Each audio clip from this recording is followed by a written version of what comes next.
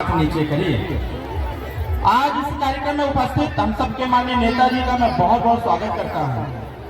और आज का जो कार्यक्रम है, इस कार्यक्रम में दो चीजें सबसे महत्वपूर्ण है।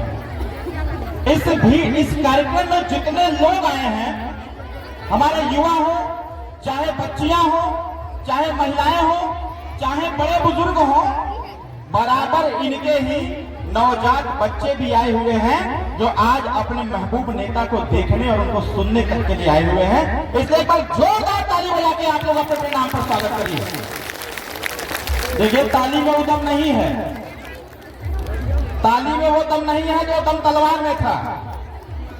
जो दम तलवार में था, चक्रवर्ती सम्राट राष्ट्रवीर राजभर महाराजा सुहेलदेव राजभर जी की तलवार में जो दम था, वो नौजवानों आपके ताली में दम नहीं है। एक बार जोरदार ताली बजा के अपना साथियों, कहा गया है जो समाज अपना इतिहास नहीं जानता, अपने बड़े बुजुर्गों की कदर नहीं करता, वह समाज इस देश में कभी तरक्की नहीं कर सकता। अभी हमारे बीच में हमारे पूर्व के वक्ताओं ने चर्चा किया कि राजभर समाज को कोई नहीं जानता था, रजवाड़ समाज को कोई नहीं जानता था, राजपूत समाज को कोई नहीं जानता था, राजवंशी समाज को कोई नहीं जानता था। अरे जानेगा कैसे? क्योंकि देश के इतिहासकारों ने तुम्हारे इतिहास को नहीं लिखा, तो तुमको जानेगा कैसे कोई?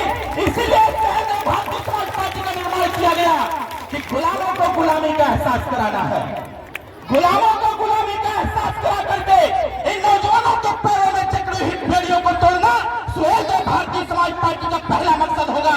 अगर इस देश में हम राजा थे तो हमारा राजपाट कहां चला गया? अगर इस देश में 585 राजा थे और 585 राजा में अकेले 165 राजा राजभर राजभोग राजवंशी और राज समाज के थे, तो फिर इनका कोट किला खंडहर और इनका जमीन कहां चला गया? ये लोकतांत्रिक लड़ाई है। इसी लोकतांत्रिक लड़ाई में आज साथियों, आज के उस समय जब इस देश में राजतंत्र था, तो उस समय आप राजा हुआ करते थे। जब एक साथ मिलकर लड़ा करते थे तो राजपाट हासिल करते थे, विरोधियों के छक्के छुड़ाने का काम करते थे। लोकतंत्र में जब आप बट गए तो आज साथियों भिखारी बनकर के हम और आप टहलने का काम कर रहे हैं। आप याद करो वो दिन जब इस देश में एक विदेशी आक्रांता प्रवेश किया, जब इस देश में एक विदेशी आक्रांता प्रवेश किया 2.5 लाख सेना लेकर के, जब 2.5 लाख सेना लेकर के विदेशी आक्रांता भारत में प्रवेश करता है, पूरे भारत में जैसे खलबली समझ जाता है।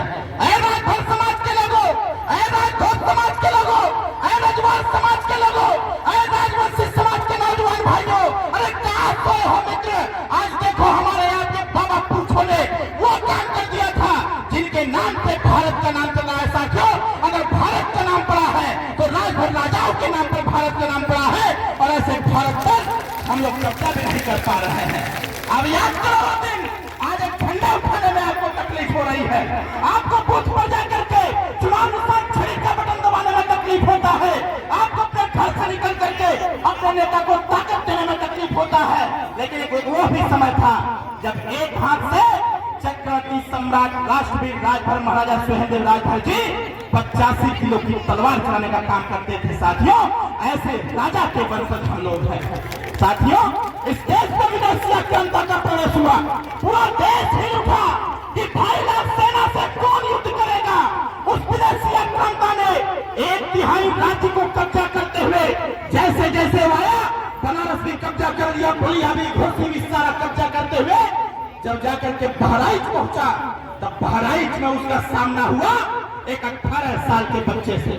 बहराइच का सामना हुआ एक 18 साल के युवा से, जिसका नाम था चक्रवर्ती सम्राट राष्ट्रवीर राजभर महाराजा सुहेलदेव। उन्होंने कहा, अरे बालक, हमने तो 1/3 देश पर कब्जा कर लिया है, अब तुम्हारी बारी है, हमको नेपाल जाना है।